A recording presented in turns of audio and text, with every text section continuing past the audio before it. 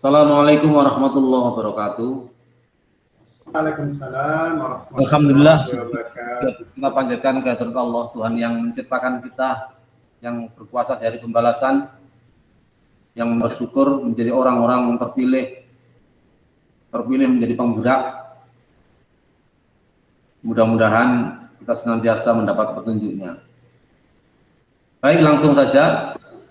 Pada kesempatan yang ketiga, yaitu kelompoknya Bapak Abdul Hamid, Sarjana Pendidikan, dan saya sendiri.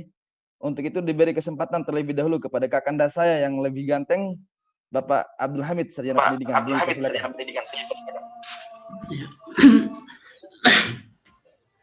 Assalamualaikum warahmatullahi wabarakatuh.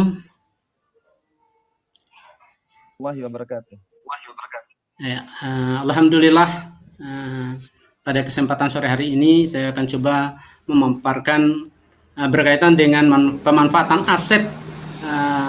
Ada beberapa program yang berdampak pada murid untuk di SDN 1 Dena. Berkaitan dengan itu saya tidak lepas dari yang saya utamakan adalah masalah budaya lokal. Di sini yang pertama berkaitan dengan modal fisik, bahwa di SDN 1 Dena itu modal fisiknya sangat terbatas, ruang kelas pas-pasang, dan ada salah satu fisiknya yaitu gedung perpustakaan. Yang saya angkat di sini adalah ada gedung perpustakaan tapi letaknya kurang strategis, ditempatkan di belakang sekolah, sehingga di mana siswa jarang mengunjungi perpustakaan di belakang sekolah karena mungkin tempatnya yang agak belakang bukan tidak ada petugas perpustakaan juga. Sehingga di sini karena keterbatasan siswa yang mengunjungi perpustakaan, maka saya coba membuat suatu program di mana untuk mengembangkan budaya baca literasi, saya memanfaatkan rombong baca dengan 2 kali seminggu dengan membawa buku dengan menggunakan gerobak. Di situ ada panitianya, siswa sendiri yang akan mendorong untuk diantarkan ke setiap kelas. Setiap keluar main, maka siswa langsung disuguhkan buku bacanya di depan kelasnya masing-masing. Dengan satu ada petugasnya yang akan mengantarkan 2 kali seminggu. Sehingga di situ siswa bisa membaca di halaman sekolah dan bisa juga membaca di dalam kelas. Waktunya pada saat jam istirahat. Alhamdulillah dengan program itu siswa antusias belajarnya, terutama berkaitan dengan masalah cerita, karena keunggulan di sini saya sangat berharap sekali anak itu bisa lancar membaca, membantu saya untuk melatih persiapan lomba cerita di setiap tahunnya. Itu yang pertama. Terus yang kedua berkaitan dengan lingkungan, saya selalu mengintegrasikan kegiatan KBM, mata pelajaran, karena di SD itu bukan hanya mata pelajaran satu mata pelajaran saya satu hari, tetapi semua mata pelajaran dipelajari dalam satu hari, begitu pula hari-hari yang lain. Tetapi di situ saya integrasikan, saya coba untuk memasukkan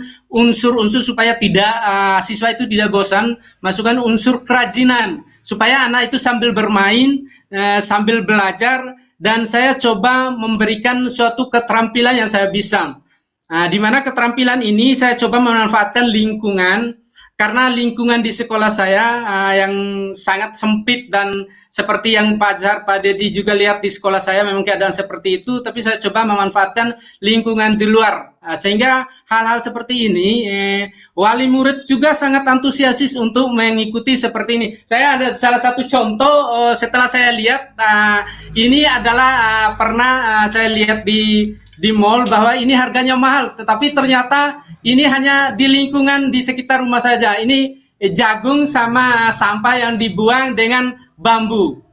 Ini adalah salah satu, dan kebetulan juga kegiatan-kegiatan yang saya lakukan seperti ini untuk persiapan setiap tahun saya mengikuti lomba festival lomba seni siswa nasional. Sehingga saya memanfaatkan, karena program ini adalah hanya sampah yang dilombakan, bukan yang lain. Itu yang kedua. Yang ketiga berkaitan dengan budaya agama dan budaya. Ini adalah program yang saya unggulkan, bukan tidak ada program lain seperti masalah akademi, tetapi saya utamakan yang ini karena ini adalah dukungan yang sangat yang bisa saya jual untuk sekolah saya. Pengembangan budaya seni tari ini dasarnya tidak ada kegiatan ini karena saya juga bukan guru tari, bukan guru seni, hanya saya sebagai guru kelas biasa.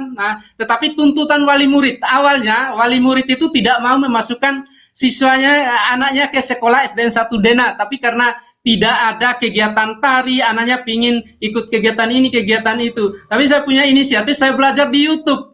Saya belajar di YouTube, coba-coba, dan akhirnya saya coba menampilkan ada satu tari yang saya tampilkan, dan kebetulan alhamdulillah baru satu kali ikut mendapat juara sampai ke Pulau Sumbawa, dan berbondong-bondong anaknya yang sekolah di tempat lain memindahkan anaknya ke sekolah SDN 1 Dena karena ada kegiatan seperti itu. Sehingga itu adalah menjadi suatu program yang diharuskan oleh saya, 3 program tadi yang mendukung kegiatan budaya lokal di SDN 1 Dena. Sehingga alhamdulillah program-program yang itu terlaksana dan sudah sukses untuk kegiatan-kegiatan lomba yang saya lakukan di SDN 1 Dena. Saya akan memulai terkait dengan kegiatan program ekstrakurikuler yang telah diprogramkan oleh sekolah SMP Negeri 1 Sape melalui surat keputusannya pada nomor surat 006-001-01-101 SMP Negeri 1 Sape 2021. Dan program kegiatan ekstrakurikuler ini memuat 17 program kegiatan yang semuanya itu diberi kepada siswa sesuai dengan minat dan bakatnya. Dari beberapa program ini kami memberikan pembinaan tentu dalam hal ini kami memperdayakan poinmennya manusia, modal manusia, di mana pembina di sini adalah terkualifikasi ijazah S1 dan juga ijazah S2. Seperti yang diketahui bersama bahwa SMP Negeri 1 Sape juga memiliki guru yang berkualifikasi pendidikan S2 3 orang dan 1 kepala sekolah, dan SMP Negeri 1 Sape juga memiliki calon guru penggerak sebanyak 2 orang. Nah, dari program-program yang tadi diberikan jadwal yang secara terstruktur sesuai dengan jadwalnya masing-masing, tapi sesuai dengan kondisi juga, di mana ada beberapa hal yang mungkin menjadi halangannya adalah sakit, hujan, dan lain sebagainya. Oleh karena itu, dari program-program yang tercatat bahwa seperti kegiatan pramuka, kegiatan OSIS, kemudian kegiatan IMTAK, kegiatan Olimpiade IPA, kemudian Olimpiade Matematika, Olimpiade IPS,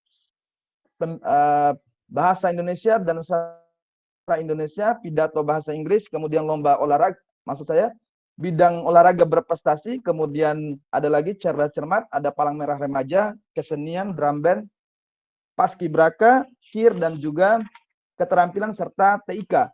Dari 17 program kegiatan ini, saya berusaha untuk mencari dan juga mensosialisasi siapa yang berkeinginan untuk masuk pada program-program yang sudah ditawarkan oleh sekolah itu. Kemudian beberapa prestasi yang tercatat pada lomba-lomba dari yang didapat atau yang diperoleh oleh siswa-siswa di SMP Negeri 1 Sape, antara lain yang paling berkesan ketika kami membina lomba cerdas cermat tingkat kabupaten, bahwa juara 1 berturut-turut selama 3 tahun dari 2016, 2017, 2018 itu pada lomba cerdas cermat atas nama Talita Safarafilla, kemudian Tri Atika Melia Burhanuddin, dan juga Muhammad Iqbal. Dan mereka ini adalah orang siswa-siswa yang pada saat ini juga mendapat prestasi pada tingkat SMA, seperti muridnya Padi di Talita Safarafilla itu mendapat prestasi di SMA-nya ini itu lomba pidato bahasa Inggris tingkat Nusa Tenggara Barat.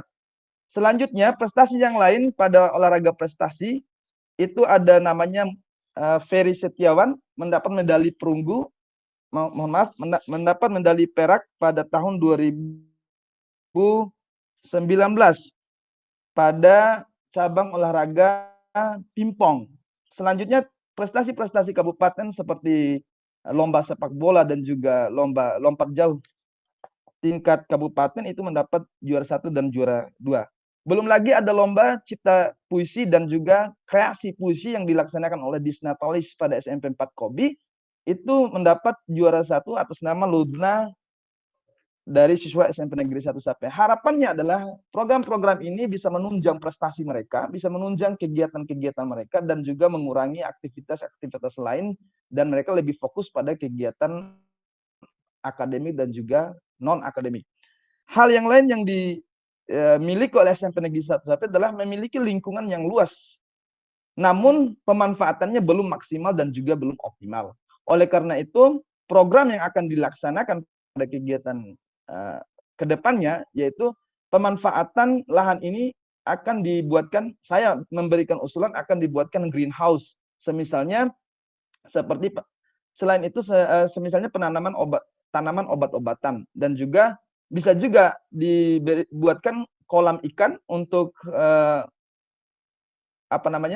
untuk membudidayakan lele dan lain sebagainya. Barangkali demikian yang bisa saya presentasikan. Terima kasih. Assalamualaikum warahmatullahi wabarakatuh. Terima kasih, saya mengikuti semua, jadi bagus sekali. Jadi semuanya cocok untuk guru penggerak. Tanyakan Pak Hamid tuh, orang itu kalau mau beda ya memang harus kreatif seperti itu. Gambaran orang beda itu suatu saat akan menemukan hasilnya. Bedanya beda yang positif. Di sini yang nampak beda memang adikku Abdul Hamid ini orang yang agak nyeleneh, beda dikit. Ada beda dia. Ini saya pegang orangnya ya, ini beda ini. Teruskan beda itu. Tapi beda positif, beda yang bermanfaat bagi umat. Jadi kita jangan sama-sama saja. Artinya kita punya kontribusi yang berbeda, yang lebih dari yang lain. Banyak orang seperti kita, tapi kita menjadi orang yang seperti kita plus beda kita. Gitu. Ini banyak orang-orang hebat nih. Semuanya hebat, Pak Tulus, Pak Dedi, Pak Munawir, Pak Salahuddin. Kadian diam-diam ya beda ini, Pak Ahmad, Pak Azhar Ismail, beda semua. Manfaatkan potensi yang ada pada diri Anda untuk lebih baik. Anda hebat. Anda hebat. Terima kasih, sampai jumpa lagi. Sampai di sini. Selamat berbuka puasa. Waalaikumsalam warahmatullahi wabarakatuh.